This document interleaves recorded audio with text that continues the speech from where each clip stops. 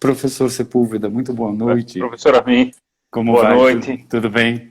Tudo bem, graças a Deus. Graças a Deus. Eu gostaria, antes de mais nada, então, de agradecer sobremaneira o aceite do convite. Creio eu que se trata de um tema de extrema importância e principalmente nesse pandemônio pelo qual estamos passando. Não é Exatamente. verdade? E já que temos esse tempo, então eu gostaria muito de convidá-lo a fazer uma oração comigo, uma vez que Perfeito, perfeito. nós não existimos e nada fazemos, nada podemos e nada somos sem Deus. Então eu gostaria de convidá-lo para fazer uma oração, pelo menos rezarmos um Pai Nosso agora no início. Só um minutinho, deixa eu terminar de concluir aqui.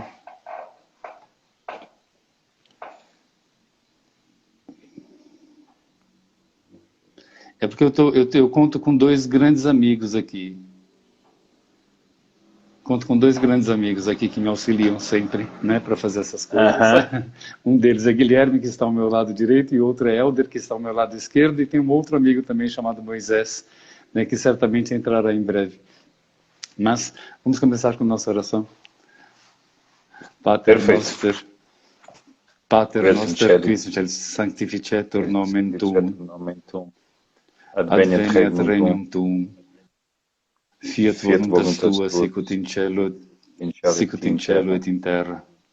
Panem nostrum Pane nostrum quotidianum da nobis quotidianum da hodie, nobis hodie, et et dimitti nobis dimitti debita nobis nostra, debita nostra, sicut et nos dimittimus debitoribus nostris. debitoribus nostri, Et ne nos et ne inducas nos in tentationem, tentationem, sed sed libera libera nos nos a a malo. malo. Amém. Ok, ok. Então, professor, já temos cá 1 minuto para as 8. Certo. E eu gostaria, sim, de introduzir o tema da nossa conversa, trazendo somente alguns aspectos da situação pela qual temos passado, não é? Primeiramente, nós vimos, né, há pouco tempo, uma interferência muito grande do poder legislativo sobre o poder executivo, com inúmeras alterações nos projetos de reforma institucional. Recentemente temos visto agora o Supremo Tribunal Federal interferindo drasticamente nas ações do Executivo e do Legislativo, e muitas dessas ações, tanto desses dois poderes, sendo ações sem nenhuma base jurídica, nenhuma base constitucional. Também há alguns casos de interferência do poder executivo sobre os demais. Isso tem me causado uma preocupação muito grande, porque apesar, e quando eu digo isso, alguns colegas professores me criticam de certo modo, mas apesar de entender a nossa Constituição como um documento absolutamente ilegítimo por uma série de razões, as quais, aliás, foram corroboradas pelo livro que o senhor me indicou recentemente, e agradeço a indicação, né, muito bem escrito, por sinal, ainda não consegui concluir a leitura. No entanto, são situações que me causam muita preocupação, porque essas situações podem gerar, como tem gerado, infelizmente, ações drásticas por alguns grupos dentro da sociedade, que também os considero como ilegítimos. Não consigo considerar legítimo, legal ou com qualquer tipo de respaldo, seja moral ou jurídico, um grupo invadir propriedade privada, destruir casas, destruir lojas e principalmente queimar a bandeira nacional. Antes de entrarmos efetivamente no tema da monarquia, eu gostaria que o senhor, por gentileza, trouxesse um pouco da sua visão sobre o que tem acontecido atualmente no Brasil.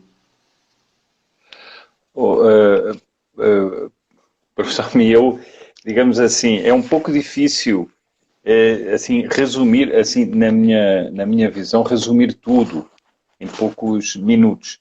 Mas o que eu vejo é o seguinte, nós estamos, dizem os franceses, on dit, né? Dizem que nós estamos numa democracia, on dit, que nós estamos numa democracia. Bem, se estamos numa democracia, estamos numa república, presidencialista, nós não Sim. estamos numa república parlamentarista, o senhor e eu somos monarquistas. Sim. Portanto, queríamos uma outra solução para o Brasil.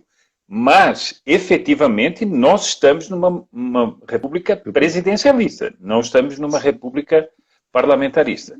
Exato. Ora, na minha visão, se nós queremos interpretar o espírito da democracia, eu ia dizer é que há uma vontade popular a ser atendida. E essa vontade popular numa república presidencialista se dá fundamentalmente na eleição do presidente. Sim. É claro, porque se nós temos uma democracia que é dentro de uma república presidencialista, é na eleição presidencial que se dá a manifestação máxima da vontade. Ora, houve uma... Eu estou sempre falando, como eu estou dizendo, uma análise política. Não estou falando aqui como monarquista. Estou falando como uma análise política. Sim. Depois vamos falar como monarquistas. Exato. Ora, se há uma manifestação, se houve uma manifestação popular que elegeu um presidente e que elegeu toda uma agenda, que ele era muito clara, porque ele teve uma agenda clara, essa agenda tem que ser respeitada. A função, portanto, eu até lia uma explanação há dias do professor Evandro Pontes sobre a questão dos poderes. Ele é especialista em teoria geral do Estado. Então, ele diz, o poder imediato é o executivo. Os outros são mediatos, digamos assim. Agora, o poder legislativo tem, evidentemente, uma função. Agora, se nós partimos do pressuposto que o Congresso vive de sabotar o presidente, nós temos um atentado à democracia. Claro. Se é um exercício contínuo de sabotagem do executivo, então nós temos um atentado à democracia. Bom, isso aliás, era muito interessante até, enfim, em outras lives. Se no Brasil houvesse debates sérios, se nós não tivéssemos uma imprensa completamente contaminada de militantes, mas era preciso haver debates sobre, por exemplo, o sistema eleitoral. Por que é que o sistema eleitoral não é representativo? Nós temos nós temos um sistema que não representa realmente a vontade popular.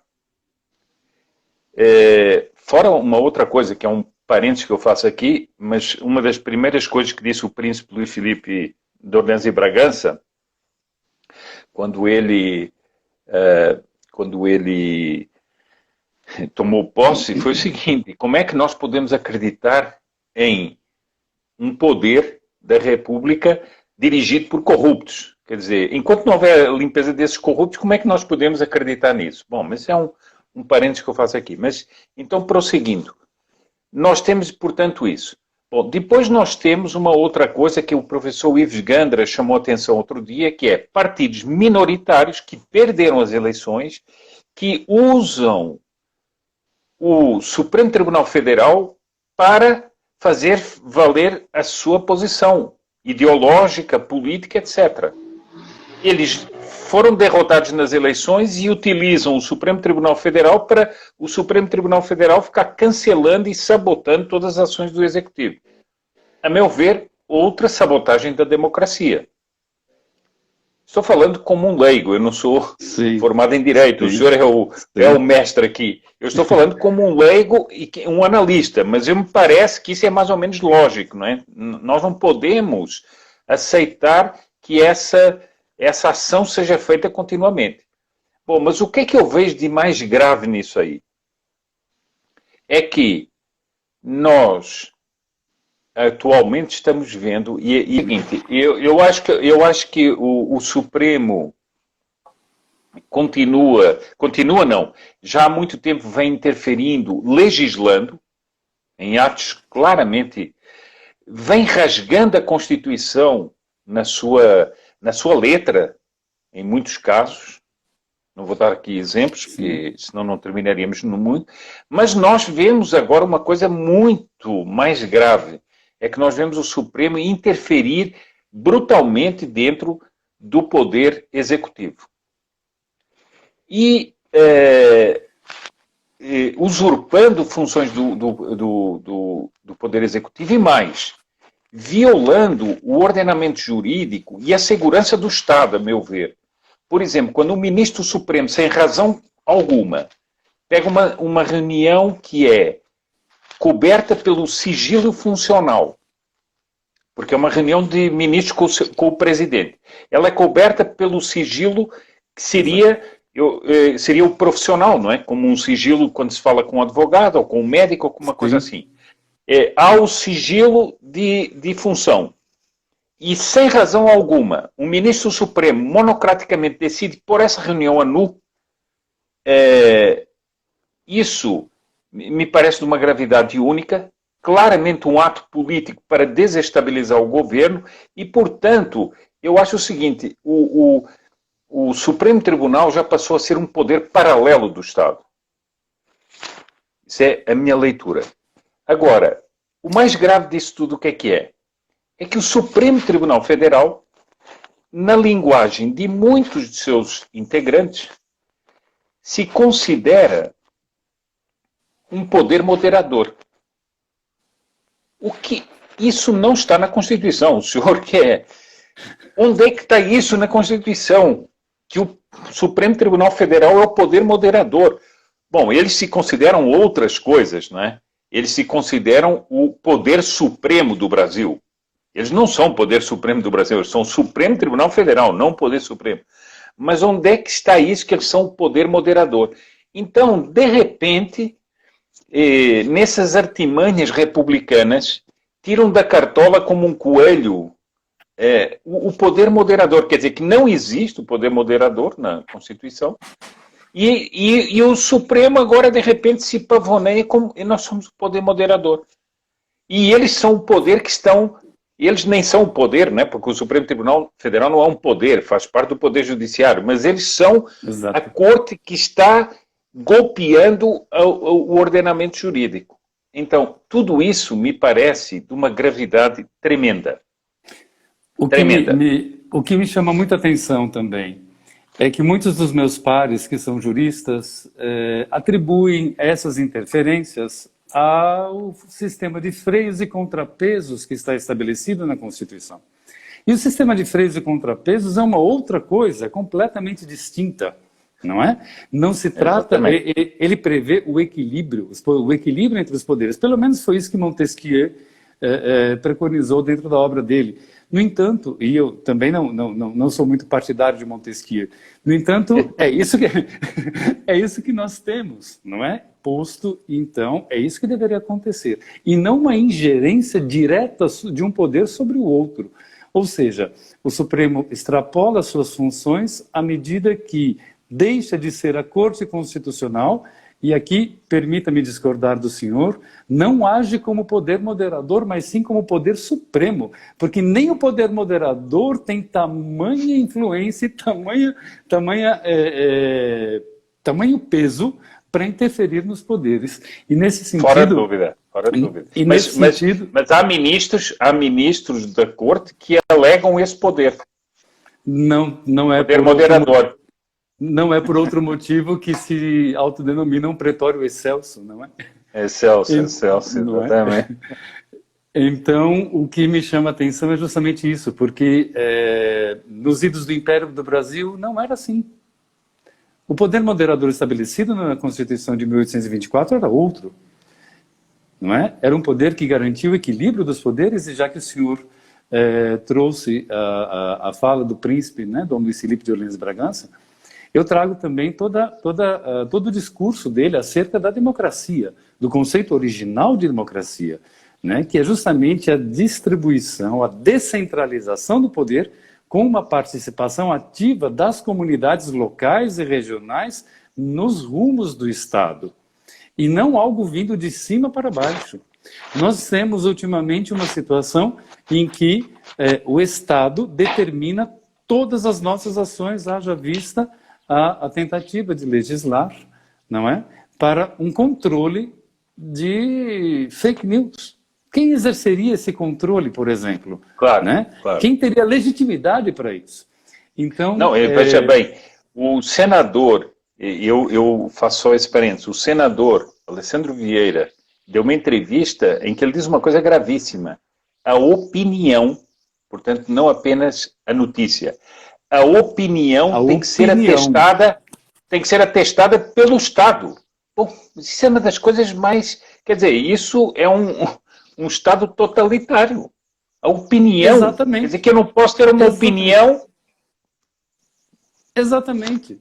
Até a opinião já passa a ser alvo de interferência estatal, a ponto de alguém, como pseudo-legítimo representante do Estado, resolver se manifestar nesse sentido. Ou seja, amanhã ou depois, se eu disser que não concordo com uma ação ou não gostei disso ou daquilo, então eu vou sofrer alguma sanção, porque eu não tenho mais o direito de opinião. Exatamente o que aconteceu, e eu não canso de repetir esse exemplo, em Poços de Caldas, e aqui fazendo já um paralelo com a igreja, em que o bispo de Poços de Caldas estava celebrando a missa com mais 2 pessoas e teve a sua missa interrompida porque disse que não podia celebrar a missa, e ele questionou ao vivo se ele não poderia nem mais rezar. Então, a interferência do Estado, o totalitarismo está tomando conta de tal modo que os totalitaristas têm advogado para si o título de democratas. Inverteram por completo o conceito. E isso me deixa já sem barba, porque os cabelos já perdi faz tempo. Mas gostaria que o senhor comentasse um pouco. Não, eu gostaria, assim, no que o senhor está dizendo, tem uma pergunta aqui que está aqui, que eu acho que valia a pena a gente comentar agora, que é o seguinte: se a construção da democracia não se faz exatamente a partir destes pequenos conflitos? Não. A meu ver, não. Quer dizer, a democracia, como o senhor estava explicando agora, é o exercício do poder distribuído pelas vários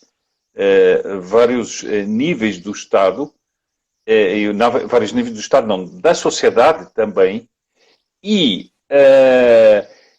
em que o ordenamento jurídico do Estado tem pesos e contrapesos dentro da sua função de cada um. Não um ficar invadindo o poder do outro e causando o caos jurídico, por exemplo. Como é que pode haver democracia se nós temos a instabilidade jurídica total? Por exemplo, eu vou lhe dar um exemplo. Vou lhe dar um exemplo muito concreto. O Supremo Tribunal Federal decidiu que prefeitos e governadores teriam a última palavra sobre a questão da epidemia, da pandemia, sim, e se abriam ou não o comércio. O comércio e tal. Isso já é uma questão questionável, por que o Supremo Tribunal teve que se meter nisso. Mas, enfim, ele ordena isso. Então, os prefeitos e governadores começam a tomar atitudes em função disso que o Supremo tinha estabelecido. Aí o prefeito, por exemplo, de uma cidade importante, decide abrir o comércio, vem o Supremo e fecha. Pô, mas espera, mas não eram os prefeitos... Agora, eu digo o seguinte, isso leva à anarquia legal. Sim. E a anarquia legal não pode ser democracia. De modo algum. O princípio da anarquia legal é um totalitarismo. Sim. É a arbitrariedade total. Portanto, não são pequenos conflitos, como está aí na pergunta, mas são conflitos estruturais que levam a uma guerra institucional que desfaz o Estado.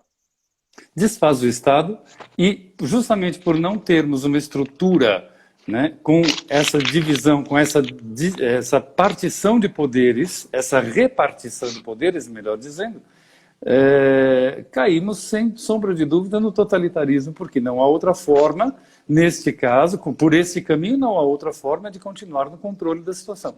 Então, é exatamente o que acontece, não é? Pegam, transformam a vida do cidadão num verdadeiro pandemônio, e não me refiro somente ao Supremo Tribunal Federal, causando uma insegurança jurídica extrema, um acúmulo absurdo de leis pelo país que ninguém sabe como mais cumpri-las, porque não sabemos mais o que vale e o que não vale, não temos mais essa segurança jurídica. No fim das contas, os governos aproveitam disso e impõem à vontade, tentando, inclusive, né, tolher a opinião alheia. E aí, nesse sentido, professor, eu creio que, como bom monarquista que sou, eu entendo que o poder moderador seria perfeito. Perfeito. Né? Acredito que seria justamente nesse momento em que o poder moderador se mostraria eficaz, efetivo, né? De modo, se não a solucionar, mas pelo menos a impedir, né, que esses grupos oligárquicos alcancem tamanho poder e causem tamanho estrago na nossa vida. Eu gostaria que o senhor, se possível, falasse um pouquinho do poder moderador eu gostaria, assim, eu ia lhe pedir a mesma coisa, se eu podia, como jurista, expor um pouco, porque as pessoas têm uma... Eu acho o seguinte, há dois equívocos fundamentais que eu ouço de muita gente, né? As pessoas tomam o imperador como se o imperador fosse um presidente da república coroado. Ora, ele não é. Há uma distinção no governo do parlamentarismo monárquico com o presidencialismo. Então, eu vejo que muita gente, sem maldade, mas ela raciocina o poder monárquico como se fosse uma república coroada, ou seja, um presidente que tem toda a força. E depois outros julgam que o poder moderador é uma espécie de poder autoritário que desmanda tudo. Então, não sei se não valia a pena o senhor, como jurista, dar um pouco a distinção entre o Estado e governo e o chefe de Estado e o chefe de governo. Sim. E depois, nisso, digamos assim, para as pessoas poderem entender melhor porque é que o poder moderador seria uma solução. Eu costumo fazer a distinção entre Estado e governo de um modo muito exemplificado. Eu costumo comparar isso a uma casa. Então, as paredes, o teto, o piso, é o Estado em si. Agora, essa casa precisa de alguém para chefiá-la e precisa de alguém para geri-la. Não é verdade? O dono da casa é o chefe de Estado. Então, é ele que tem o controle da entrada e saída, é ele que tem a chave da porta e é ele quem tem principalmente a responsabilidade de manter a casa em pé. O mordomo, por outro lado, é a pessoa que administra aquela casa. Então, é o mordomo que traz, que faz o pagamento das contas, é o mordomo que impede que as pessoas tenham, que falte luz, que falte água, enfim. É ele quem vai efetivamente administrar. Então, nesse sentido, um chefe de Estado é aquele que mantém a estrutura institucional. É aquela pessoa que vai cuidar das fronteiras, vai chefiar as Forças Armadas, vai cuidar das ordens, não é? Vai trabalhar toda a questão internacional, diplomática, todas essas relações com outros países. É o dono da casa que convida o vizinho para o jantar e não o mordomo, não é? Por outro lado, é o primeiro-ministro que vai cuidar da coleta de impostos, é ele quem vai direcionar, né, esses impostos com políticas públicas, né, de saúde, educação, por exemplo. E nesse caso, eu tenho aqui ao meu lado a Constituição de 1824, não é? E no artigo em que ela fala do poder moderador, abrindo aqui, eu faço só questão de ler, né, que é exatamente o artigo 101. Né? O imperador exerce o poder moderador da seguinte forma: convocando a Assembleia Geral extraordinariamente nos intervalos das sessões, quando assim o pede o bem do Império, sancionando decretos, resoluções da Assembleia Geral para que tenham força de lei, aprovando e suspendendo interinamente as resoluções dos conselhos provinciais, e aqui faço uma parte que acho perfeito, não é? O próprio Império já tinha os conselhos provinciais, de modo que já havia uma descentralização do poder e não uma concentração no poder central, apesar de sermos, na época, um Estado unitário e não uma federação. Né? Prorrogando ou adiando a Assembleia Geral e dissolvendo a Câmara dos Deputados, vou repetir, dissolvendo a Câmara dos Deputados, nos casos em que o exigir a salvação do Estado. Ora, não é o governo quem vai salvar, o nosso problema. Quem salva é o Estado. E o poder moderador tem por atribuição primeira não impor, não é um presidente coroado, não é um ditador coroado. Nós não estamos falando aqui de uma monarquia absolutista, e se ainda assim estivéssemos tratando de uma monarquia absolutista, vale apenas dizer que Luís XIV, que era o rei Sol, um dos reis mais despóticos e poderosos, tido como despóticos e mais poderosos da Europa, tinha menos poder do que o nosso atual presidente. Não é? Ele tinha muito menos poder. Então, juridicamente, é importantíssimo pensar que os termos constitucionais da Constituição de 1824, e ele cita mais alguns incisos, né, inclusive como perdão de penas, concessão de anistia, etc., não se trata de um poder que vá necessariamente interferir nos demais. O poder moderador não agiria como age hoje o Supremo, nem como age o Congresso Nacional em relação ao Poder Executivo. Ao contrário, ele age para impedir que isso aconteça. Então, o chefe de Estado, sendo monarca, certamente teria uma atribuição importantíssima nesse momento e, sem sombra de dúvida, teria aí geraria para todos nós uma segurança jurídica sem igual. Né? Principalmente se for apartidário, não?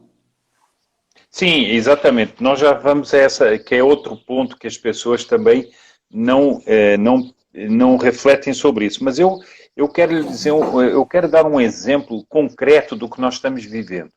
Talvez 2 ou 3, mas enfim. Nós temos um ministro que difundiria uma reunião coberta pelo sigilo sem nada a ver com coisas processuais, portanto, tomando uma atitude claramente política, invadindo, extrapolando o poder que lhe é dado. Bom, eu acho que nesse caso, exatamente, teoricamente falando, seria o caso em que um poder moderador... Porque qual é o problema que eu vejo neste momento? É que ninguém sabe como parar um ministro desses. Ninguém sabe. Porque a única coisa que se sabe é o seguinte: chama aí as Forças Armadas, depois já é o caos. Não, porque pode, porque não pode, que não sei o quê. Não, ali um poder moderador de um imperador que está fora da disputa política diz o seguinte: não, isto é a desordem e o caos das instituições. Esta pessoa tem que ser afastada. Claro. Tem que ser afastada. Claro. Um ministro que abre um processo ilegal. Ele abre um processo ilegal, inconstitucional, absurdo, que a Procuradoria-Geral da República, na pessoa da anterior procuradora, que era... agora me escapa o nome dela, mas enfim, da Raquel Dodge, ela manda de ofício fechar aquele processo.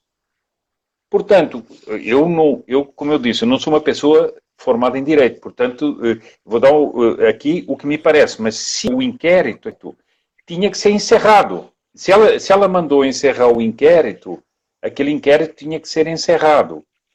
Bom, ele não é encerrado e o ministro continua a fazer um inquérito ilegal e inconstitucional. Pronto, o ministro não poderia continuar o processo, ele está extrapolando, indo contra a Constituição, etc. Quem para esse ministro? Quem para? Quer dizer, isso é uma desordem nos poderes. Quem para? Eu acho que era num caso assim que exatamente entrava o poder moderador. Me parece que era da essência do poder moderador fazer isso. Não eram só essas as funções do poder moderador, mas eu acho que de ofício era isso, e isso era exercido com um poder que estava explícito para o imperador. E era quer dizer, não havia abalo qualquer na condução do Estado.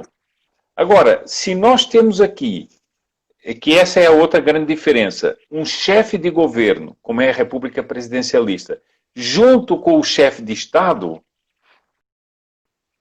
qualquer ataque ao governo é exatamente o Estado. Exato, e ataca a estrutura, né? não é? E ataca a Então, se estrutura, houver um exatamente. ataque ao mordomo, se houver um ataque ao mordomo, o dono da casa sofrerá as consequências e todos os moradores que nela estão, É, não é? Então, eu particularmente não consigo ver nada melhor do que essa separação entre Estado e governo e principalmente a descentralização do poder. Né? Porque quanto mais se concentra o poder, pior é. E, erroneamente, as pessoas têm a ideia de que a monarquia é necessariamente despótica, antidemocrática, cruel, não é?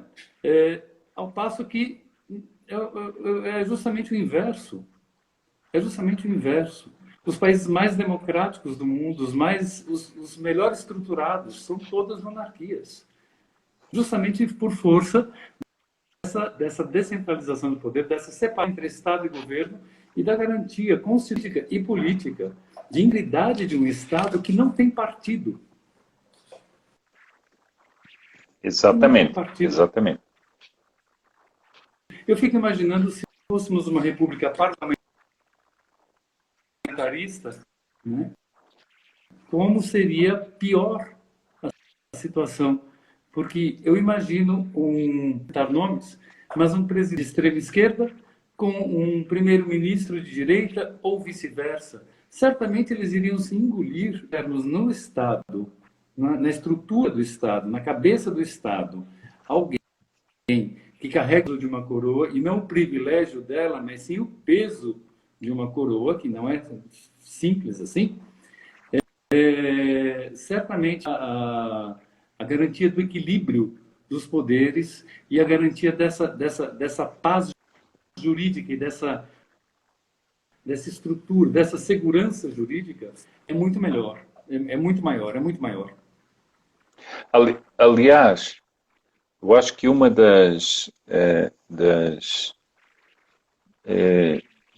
enfim, dos méritos do longo reinado de Dom Pedro II é que ele evitou propriamente, por exemplo, a formação de não a formação, ele evitou que oligarquias tomassem conta do Estado. Exatamente. Ou seja, ele ia designando pessoas de várias procedências do Brasil, de vários estados, para evitar que oligarquias de um Estado tomassem conta do Estado e fossem alijando as outras, o que aconteceu na República, não é? A famosa República do Café com Leite e outras coisas assim.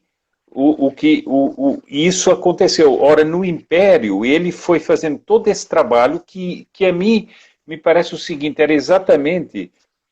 Não, eu aqui não estou falando estritamente do lado jurídico do poder moderador, mas era a ideia do imperador ir mantendo uma ordem na casa e um equilíbrio na casa. Porque nós vemos, por exemplo, o que nós estamos assistindo hoje no Parlamento é um parlamento de oligarquias partidárias, primeiro que tudo, oligarquias partidárias. E que, inclusive, que decidem muitas coisas na base das lideranças.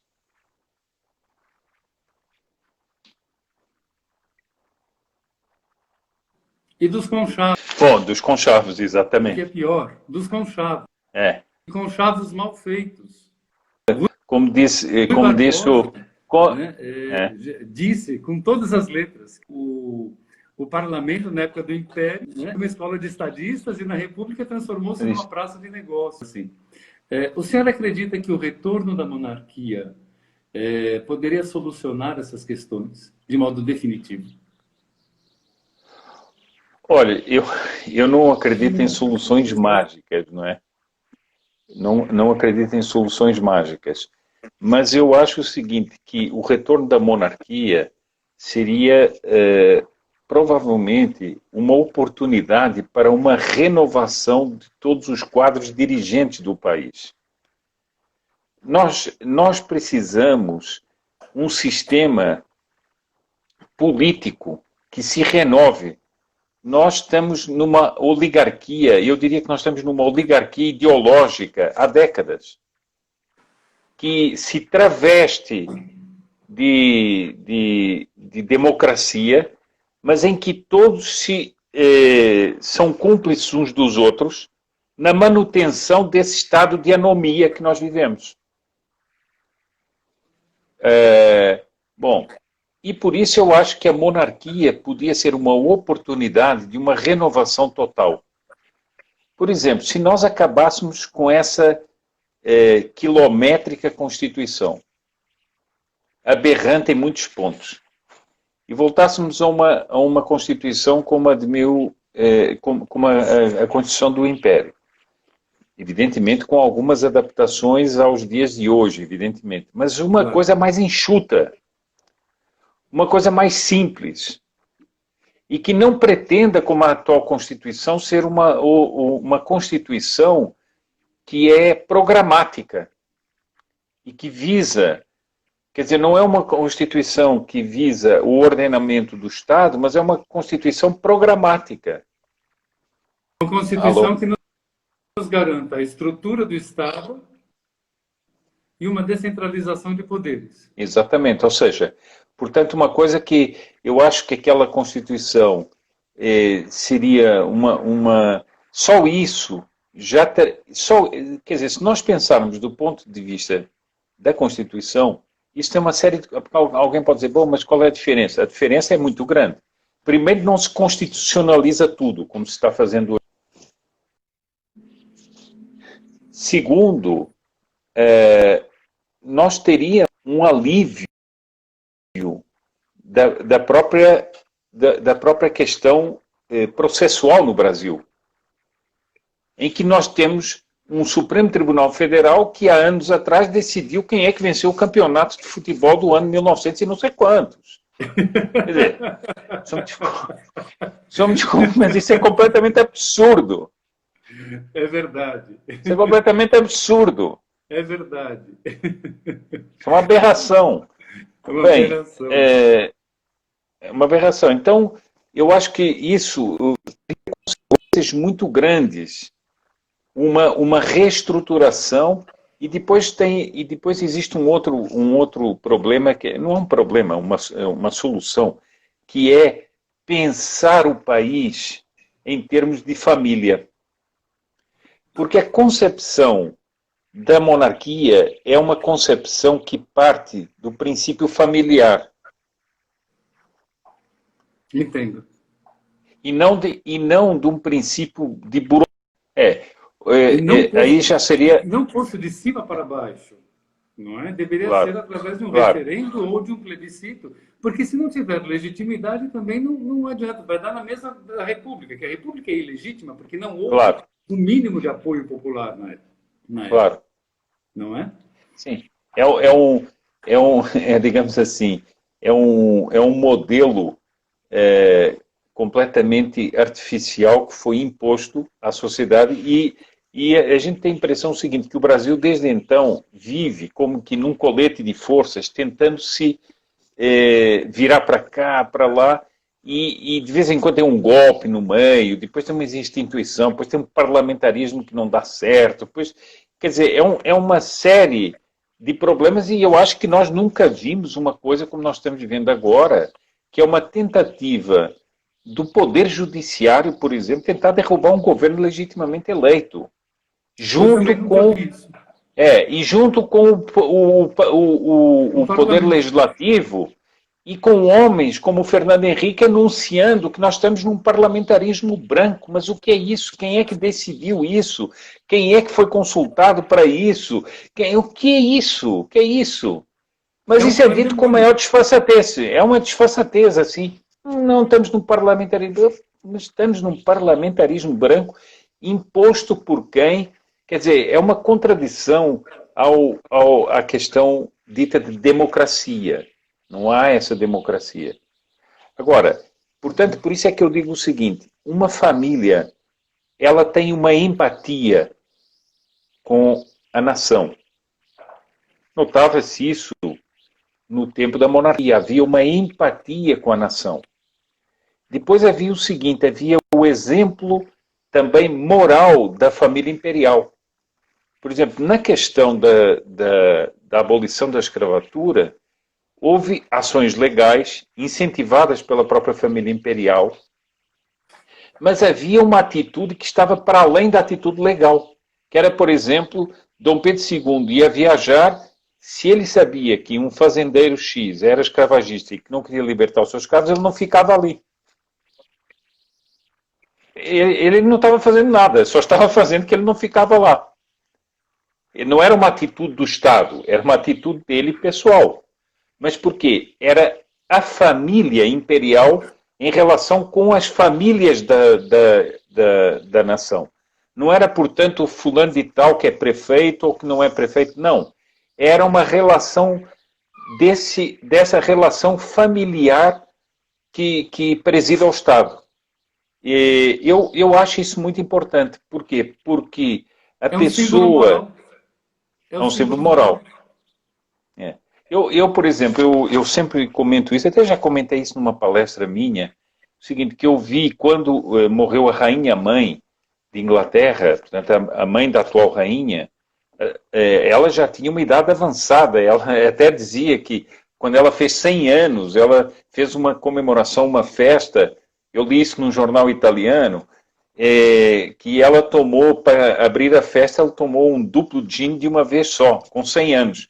E o jornal italiano dizia assim, bem, há muito homem de 40 que não seria capaz de fazer isso, né? Bom, mas essa rainha, ela viveu até os 102, 103 anos, agora não me lembro bem. Quando ela faleceu, a maior parte das pessoas da geração dela já não existiam. Mas foi uma comoção na Inglaterra e uma cerimônia impressionante. Bom, e eu vi duas jovens serem entrevistadas por uma televisão. E as jovens eram jovens australianas que tinham tomado o seu dinheiro, o dinheiro das suas mesadas e tal, tinham vindo da Austrália para o Reino Unido para assistir a um enterro. Para assistir a um enterro. Elas não vieram para uma festa. Agora, por que que elas gastaram o seu dinheiro, vieram de tão longe para assistir a um enterro? Porque se elas viessem assistir a uma festa, ainda era compreensível, mas um enterro de uma pessoa muito mais velha do que elas e que elas nem tiveram muito contato enquanto ela foi rainha, esteve na guerra e tudo mais. Por quê? Porque elas se sentem... E elas disseram o seguinte, que aquele era o maior sonho da vida delas. Por quê? Porque elas estavam ali com alguém que é da família delas. Sem ser familiar direta, era da família delas. Portanto, elas veneravam aquela pessoa que tinha defendido o Reino Unido e a Commonwealth toda, tinha defendido na guerra, com heroísmo, sem sair de Londres. Exatamente. Agora esse sentimento... Londres, ela permaneceu. Né? Agora, esse sentimento é um sentimento que não está escrito na lei. Ninguém diz assim, é obrigado a manter uma reverência à pessoa. Não está escrito na lei. Na Coreia do Norte, sim. Com sanções. Agora, essa é uma grande vantagem da monarquia. Essa é uma grande vantagem, que não está escrita no papel, nem na Constituição, nem em nada. Ela é uma relação humana, ela é uma relação de passado, presente e futuro. Ela é uma relação de passado, presente e futuro. Por quê? Porque essas moças vieram ver algo do passado, mas que ainda estava presente. Mas que permitiu a permanência inabalável do Reino Unido para o futuro, que é o futuro delas também, lá na Austrália. Então, isso é algo que não está escrito no papel, mas é uma relação humana fundamental. E não essa guerra oligárquica que nós estamos assistindo. E isso também, por exemplo, é muito superior à estabilidade do Estado. É isso que mantém o sentimento de nação. Porque hoje nós vemos grupos, né, de pessoas. Fulano, que faz parte de negros, Beltrano, que faz parte de índios, não sei mais quem, que faz parte de brancos, não sei mais quem, que faz parte de pardos.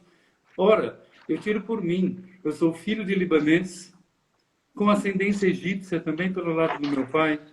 Sou filho de uma brasileira pernambucana, com ascendência portuguesa, indígena, espanhola, ou seja, eu sou um mestiço. Portanto, eu sou um verdadeiro brasileiro, justamente por ser mestiço, e é isso que faz de nós um povo tão belo. Não é? Um povo tão belo. Eu não consigo me conformar com essa segregação que a República fez e ainda, né, permanece fazendo. Ela começou com a segregação ao retirar os projetos de reforma da Princesa Isabel, não é? De distribuição de terras às margens das ferrovias e embolsando esses valores todos. E agora, numa perspectiva totalmente à esquerda, muito pior. Muito Claro. pior. Porque as pessoas não se olham mais como brasileiros, as pessoas se olham como inimigos dentro de um mesmo lugar. Não é? E eu particularmente acredito que a monarquia traria de volta esse sentimento nacional, essa unidade nacional, né? E traria muitos instrumentos para que nós pudéssemos evitar essa instabilidade, né? Essa instabilidade política, essa interferência toda nos poderes, através do poder moderador, sim, que não é um poder autoritário. Autoritarismo nós estamos vendo agora, não é? E faria com que nós tivéssemos, sim, o sentimento de família, né? As famílias não têm mais o direito de educar seus próprios filhos. Como assim? Isso é um direito sagrado. Isso é um direito natural. A propriedade privada é um direito natural. A liberdade é um direito natural. Milhões morreram no mundo em nome da liberdade durante toda a história. E nós vamos assistir isso novamente aqui?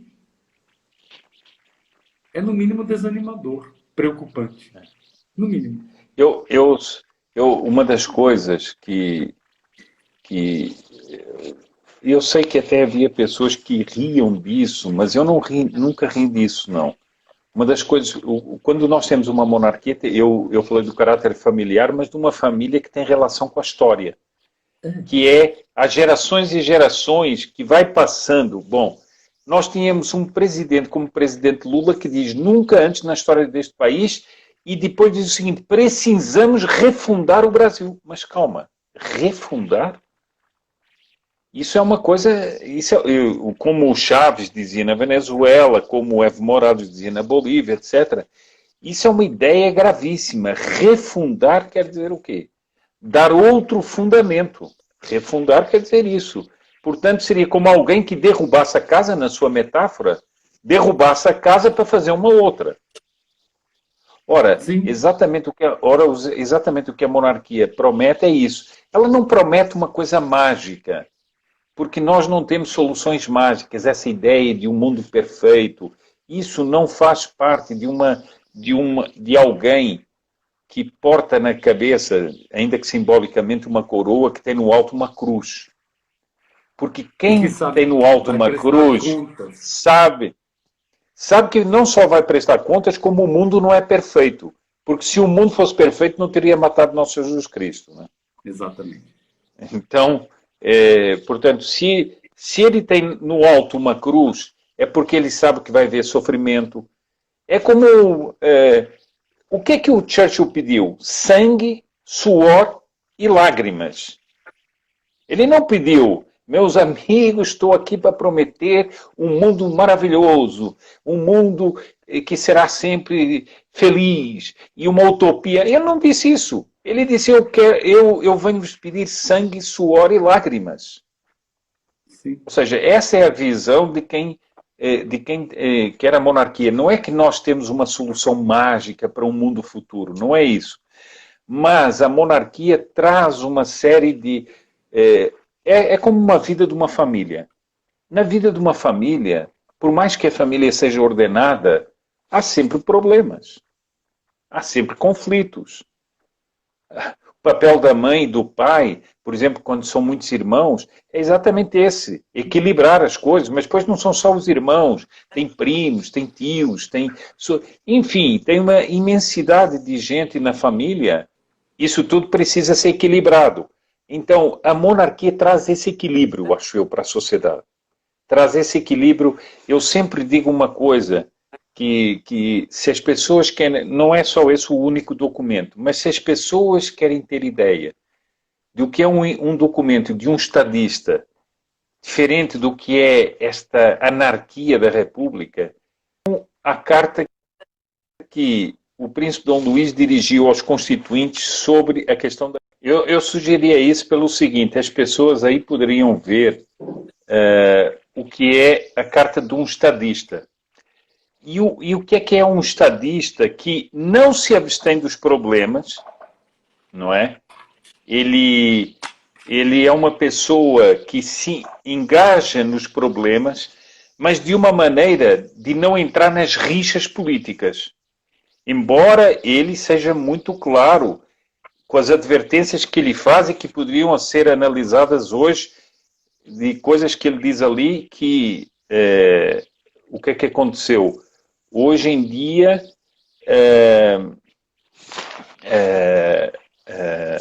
nós estamos vivendo as consequências de certas advertências que não foram levadas a sério. Exatamente. Mas isso mostra que o que é o estadista e não essa guerra de oligarquias que nós estamos assistindo na República. Porque são verdadeiras oligarquias, né? E que se dizem democráticas e que o que lhes interessa menos é a opinião popular. Sim. Existem algumas pessoas aqui pedindo alguma indicação de onde encontrar a carta. Parece que tem já uma dificuldade de encontrá-la pela internet. Não duvido que alguns sites já tenham retirado do local. Não, essa carta está no site da Promonarquia. É só entrar no site da Promonarquia e lá está a carta na íntegra. Perfeito. E a carta é muito ilustrativa de qual é a função de um imperador. Sim. Ele não era imperador, não era um imperador de fato, mas ele como chefe da casa de direito, mas ele como chefe da casa imperial exercia ali toda, digamos assim, toda a sua missão. O reflexo daquela carta é a sua missão. Inclusive, quando ele diz, ele se reporta a toda a missão da própria família imperial. Sim. E da própria monarquia no passado, né? No passado próximo, mas no passado. Para encerrarmos, então, professor, eu gostaria só que o senhor comentasse uma questão aqui. Algumas pessoas costumam dizer que o monarca é o senhor dos privilégios. Então, é quem está ali tomando chazinho, não faz nada e é um sanguessuga. E aí veio uma pergunta agora perguntando se haveria alguém, né? Se haveria alguém com estrutura suficiente para assumir a coroa brasileira. Eu queria só que o senhor comentasse um pouquinho isso, por gentileza, porque, infelizmente, a nossa história foi tão mal contada, que dizem que a princesa Isabel, por exemplo, aboliu os escravos por interesses. Eu queria saber qual era o interesse em perder a coroa. Né? Dizem que Dom Pedro I era autoritário e que Dom João tinha nos bolsos dos seus paletós, mas ninguém traz que foram os portugueses, e foi a coroa portuguesa, que transformou o Brasil num Reino Unido, que trouxe o resto, que trouxe a civilização, que trouxe o comércio, que nos deu a independência e que nos deu a liberdade dos escravos. Eu acho que as pessoas não medem bem Dom João VI em toda a manobra diplomática que ele fez para esquivar-se de Napoleão e conseguir não ser apanhado por Napoleão. Porque as pessoas acham que Dom João VI um dia chegou... É a história que nos é contada. Dom João VI chegou assim e disse: ei, pessoal, vamos todos embora, vamos todos para o barco, vamos fugir do Napoleão. Bom, isso não foi assim, não é? Dom João VI, ele vai manter toda uma negociação com Napoleão, enquanto secretamente vai negociando com a Inglaterra, preparando a sua transferência para o Brasil, porque era um velho plano da monarquia portuguesa. Mas as pessoas não medem outra coisa. Elas sabem o que quer dizer do ponto de vista político e de importância transformar o Brasil num Reino Unido com Portugal. Reino Unido quer dizer que o Brasil já em certa medida era independente. Sim. Porque se há um Reino Unido, quer dizer que é a mesma coroa que tem dois reinos. É esse Reino Unido, Portugal e Brasil. E aqui retornamos à Pessoas diferença, perdão, retornamos à diferença entre o Estado e o governo, não é? A chefia de Estado Claro. mantida e a autonomia dos governos das colônias portuguesas, não é? E foi justo isso que manteve a estrutura brasileira e manteve o território nacional também. Bom, mas essa grande coisa que fez o Dom João VI é pouco próprio a ideia de uma outra coisa. As pessoas... Fiz uma vez uma palestra sobre isso no Ceará. Por exemplo, conhecem pouco a história da família imperial no exílio. Se a família imperial no exílio, imaginem que a princesa Isabel creio que tinha 40 e poucos anos quando foi para o exílio, portanto, a vida ela é empurrada da maneira mais injusta. Nós estamos espantados com o que está fazendo a Suprema Corte. Foi uma família que foi expulsa daqui sem ser julgada, sem ter nenhum crime para ser acusada, e foi expulsa do país, exilada e não podia voltar. Bem, mas então eu vou aqui só dizer o seguinte: essa família que as pessoas dizem que só pensa nas benesses e na boa vida, o que é que os filhos da princesa Isabel fizeram quando eclodiu a Primeira Guerra Mundial? Eles procuraram onde ir lutar. Ou seja, eles foram dedicar as suas vidas, porque eles sabiam que estava em causa a civilização, naquele embate. Agora, isso é a ideia contrária à ideia de vida cômoda. Isso é o contrário da ideia das pessoas que têm benesses. É o contrário. Exatamente. Alguém disse ali nos comentários que foi a maior injustiça da história, foi uma das grandes injustiças da história do Brasil, foi essa expulsão da família imperial daqui. Agora, eu pergunto o seguinte, isso é uma prova do que as famílias reais e as famílias imperiais sempre fizeram na história. O que não quer dizer, é o que eu digo aqui, o que não quer dizer, nós não temos uma visão edulcorada da realidade, julgando que tudo é maravilhoso, que tudo são príncipes de conto e fadas. Não é, porque essa não é a vida humana. Mas mesmo dentro dos problemas, há uma impostação. Aliás, o Dom Luís, quando escreve a Carta aos Constituintes, fala dessa dedicação da família imperial ao bem do país. O tempo todo. Se eles quisessem vantagens e privilégios, tinham tramado um golpe para voltar para o poder. Não precisariam nem ter tramado, bastaria ter aceitado a proposta dos militares em 64. Claro. Não é? Então, quer dizer, a gente vê o seguinte, eu vejo o seguinte, o professor Amin, eu vejo uma coisa que é um problema que está no subconsciente das pessoas. As pessoas julgam a monarquia com mentalidade republicana. Ou seja, eles acham, porque a república é isso, deixa ver quem que consegue galgar o poder, se meter aqui e tal.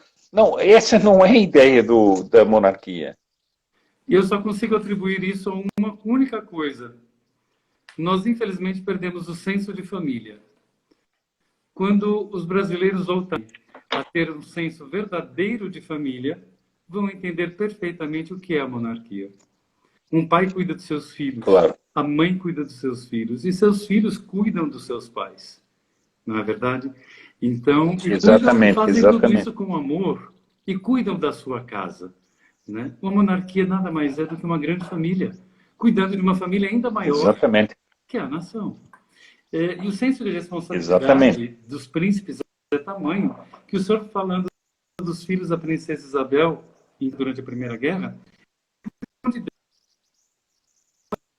a Guerra do Paraguai, marechal do Exército Brasileiro, príncipe francês, príncipe brasileiro por casamento e, já idoso, não podendo mais ir à guerra, se voluntaria para cuidar das ruas de Paris à noite, com a idade que tinha. Então, acredito que resgatar muito o Brasil, né? Não refundá-lo, mas trazer de volta, conhecer melhor o nosso passado. O sinal não vai bem. Sobremaneira de agradecê-lo por essa live. E gostaria de convidá-lo para outra, se possível. Vamos fazer, professor, com todo gosto. Eu acho que até muita gente estava pedindo aqui assim outras lives, porque é interessante conversar sobre isso, porque tudo isso está fora do debate. Sim. Está fora do debate. O debate, não existe um debate, não existe um debate sério no país.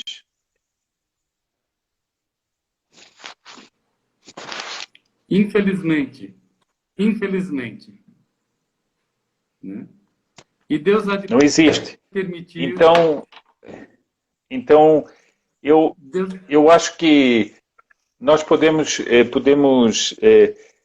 pensar realmente fazer outras lives. Eu até sugiro o seguinte, eu estava aqui pensando, se o senhor aceitar, eu como tenho um canal do YouTube, e o YouTube é mais estável do que isso, eu podia convidar o senhor a irmos lá e fazermos uma live lá e anunciamos aqui no Instagram e tudo. Perfeito. E fazemos lá. Perfeito. Faremos pelo YouTube da próxima vez. Tá certo? Tá certo, tá certo. Agradeço sobremaneira e perdão pela conexão ruim de internet. O sertão da Bahia é complicado. Também uma artimanha republicana e vermelha, porque o governo daqui é vermelho. Boa noite, professor. Uma boa noite, professor Min. Muito obrigado pelo convite. E uma boa noite a todos que estavam aqui nos ouvindo. Salve Maria, nossa mãe. Salve Maria.